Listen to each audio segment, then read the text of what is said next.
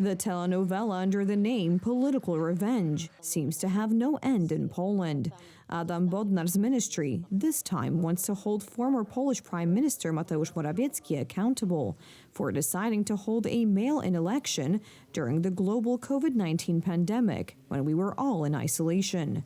Prosecutors concluded that the prime minister exceeded his powers because he was not authorized, did not have the authority under the laws in effect at the time to issue decisions instructing the Polish Post Office and the security printing works to take action and involve them in the electoral process. Mateusz Morawiecki announced on our air that he himself intends to waive his immunity because he does not regret anything, and the Constitution clearly indicated the date by which the presidential elections in Poland had to be held. Revoke, prosecute. I, by the way, will very willingly waive my immunity because I do not want to hide behind any immunity. And on the fundamental issue, I am confident that the truth will defend itself. I was simply executing the Constitution at the time, the provisions of the Constitution. The COVID-19 pandemic paralyzed the whole world, especially at its beginning. No one saw the scale of the threat we were facing. Therefore, due to the exceptional situation, the United Right government at the time decided to hold elections by mail. It should be made clear, neither in Poland nor in the world has there been a major crisis for many years. The coronavirus pandemic is a great threat to everyone, even to the richest countries. In the end, as a result of the action of the opposition at the time, in order to swap the candidate who was losing heavily in the polls, the mail election was cancelled. I say this is such a relay race. We must win these elections, and I will be very proud if Rafał wins, and if I will play a part in his win, because first of all I dropped out of the May elections and led to a new opening. A political showdown to please the most radical voters is the basis of this political team's actions. Prosecutions of the opposition and notorious violations of the law have become our sad reality, and all this is colored by the rhetoric of the supposed restoration of the rule of law in Poland. With all this fighting democracy, every day democracy is declining, while fighting is increasing. 3, 2, 1. Two groundbreaking designs made in the U.S. flew into orbit on Friday. In the morning, the Blue Origin rocket, the brainchild and creation of Amazon chief executive Jeff Bezos. In the evening, the Starship, created by Elon Musk and his SpaceX. Second tower catch. At the launch pad, the vehicle weighs more than 5,000 tons. That's as much as a large ship, but a sea ship. Starship is expected to open a path for mankind to the moon, to Mars, and to make the resources of the solar system available to us. The first segment of the rocket is the height of a 20-story skyscraper. When it falls from orbit, the friction of the air heats it up. It fires its engines at the last minute and hangs on to the tower. But I saw it come down and turn around. And it was, it's like 22 stories tall, by the way. It looks a little smaller than that, but it's big. And it came down, and you saw that fire burning. And I'm saying only Elon can do this. In the campaign, Trump announced accelerating the construction of a base on the moon and a manned flight to Mars. The election campaign has embedded this theme, America First, Make America Great Again. That is, America's leadership and rebuilding America's foreign position in the world. On Monday, Donald Trump will begin his second term, in which he wants to restore American ambition, and no greater goal than the use of space. The 47th U.S. president wants to demonstrate that no one and nothing will take away American leadership there as well. It's always the case that the technological area that you see is the area that the whole world looks at. So both China and the United States care about demonstrating their hegemony. Warsaw, Krasiński Square. In July 2017, Donald Trump gave a speech here worthy of Ronald Reagan. He spoke of the need to defend our common civilization, Western civilization. Our own fight for the West does not begin on the battlefield. It begins with our minds, our wills, and our souls. And today as ever, Poland is in our heart, and its people are in that fight. Just as Poland could not be broken, I declare today for the world to hear that the West will never, ever be broken. Trump also said this in an interview for Republica, the only interview for Polish media. I made that speech in Warsaw, and people still talk about the speech, and I loved it, and it was, had a big impact. I don't want to say this braggadociously, but they said it was the greatest speech ever made by an American president in Europe, anywhere in Europe, and that's an honor because some good speeches have been made, but there was a chemistry that I had with the Polish people that was amazing. That's why I think people really did like that speech. Onyx, you just heard the rumble hitting us about 6 miles Today, a away. few hours after the launch of his experimental Starship rocket, Elon Musk's eye rested on this photo.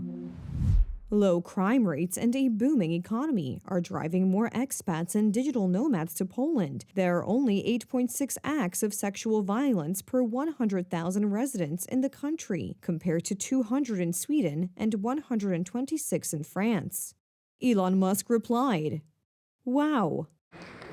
Will the Trump administration reverse its predecessor's fateful decision to limit Poland's access to the latest artificial intelligence processors? Is there also a big countdown ahead for Poland to take off in a new reality? A strong America that supports families, family businesses, and together with allies builds the edifice of Western civilization. He pushed the boundaries of imagination, made you think, provoked, and had fun doing it.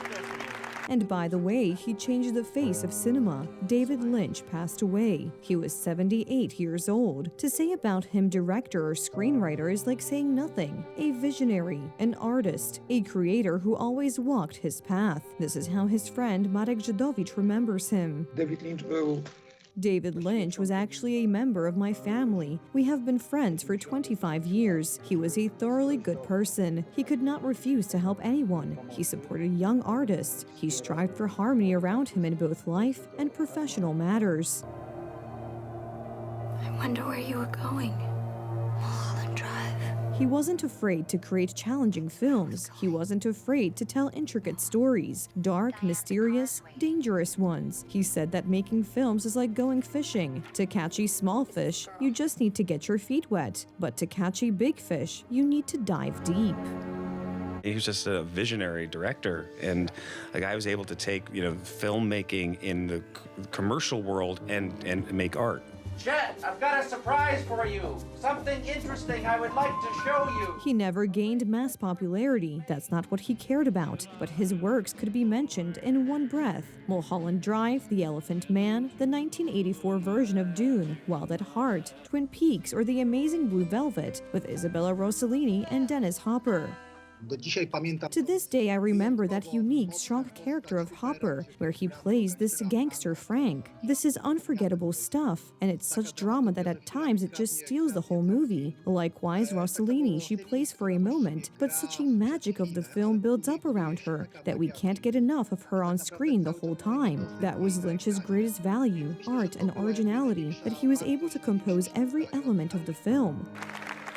Although he never won an Oscar for any of his films, he was one of Hollywood's greatest. The Academy finally recognized his work by awarding him an honorary statuette for lifetime achievement. In cinema, it is always about courage and searching for some unconventional language to tell your story. David Lynch undoubtedly broke all these conventions and was such a strong pioneer, a brave, unconventional filmmaker who not only searched for themes, but always set out to find the right form. In the language of Hollywood filmmakers, it has even become accepted to refer to a film as Lynchian, meaning dark, mysterious, and very powerful. David Lynch was an exceptional man, an exceptional director, very unconventional, realizing abstract cinema, based on the so-called dream poetics, containing elements of violence, perversion, an imagined kind of reality, and this is what brings fame to his films. Lynch was also a musician, a writer, but above all, he loved cinema. he often visited Poland. He shot his last film, Inland Empire, among other locations, in the Polish city of Łódź, which inspired him. But he had further plans, wanting to continue making films in our country. However, life wrote its own script. When I learned that David had passed away, it felt like a big tree had fallen. I was once in a sequoia park, and I heard the unusual sound that occurs when a 60 to 80 meter tall tree falls and ends its life. That's exactly how I felt. I will miss him. A great artist has passed away. Thank you very much. His works will remain forever. To the Academy.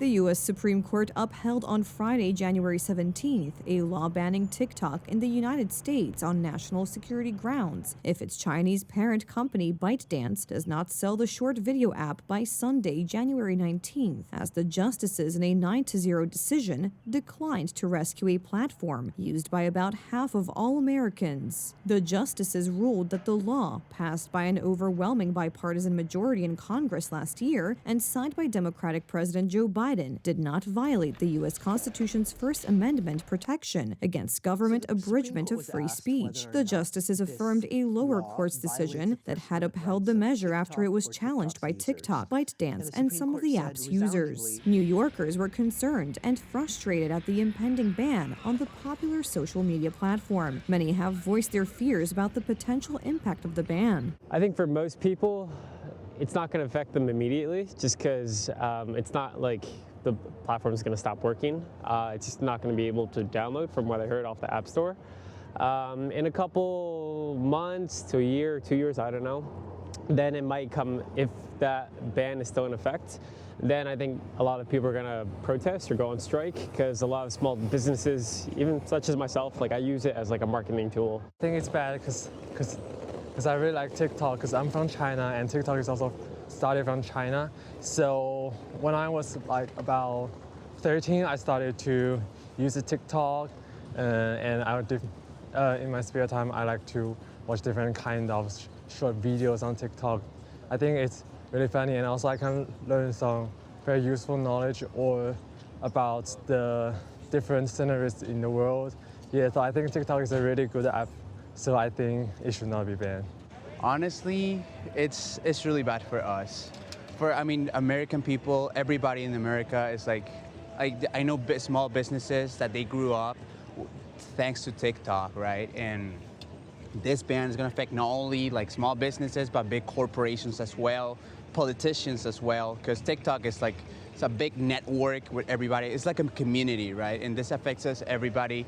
I honestly feel bad. A statement issued by the White House suggested that President Biden, in the waning days of his presidency, would not take any action to save TikTok before the lost Sunday deadline for divestiture. Republican Donald Trump, who opposed a TikTok ban, will be officially sworn in as the new U.S. president on Monday, January 20th. The law bars provide certain services to TikTok and other foreign adversary-controlled apps, including by offering it through app stores such as Apple and Google. TikTok is one of the most prominent social media platforms in the United States, used by about 170 million Americans, including many young people. TikTok's powerful algorithm, its main asset, feeds individual users short videos tailored to their liking. The platform presents a vast collection of user-submitted videos, often under a minute in duration, that can be viewed with a smartphone app or on the internet.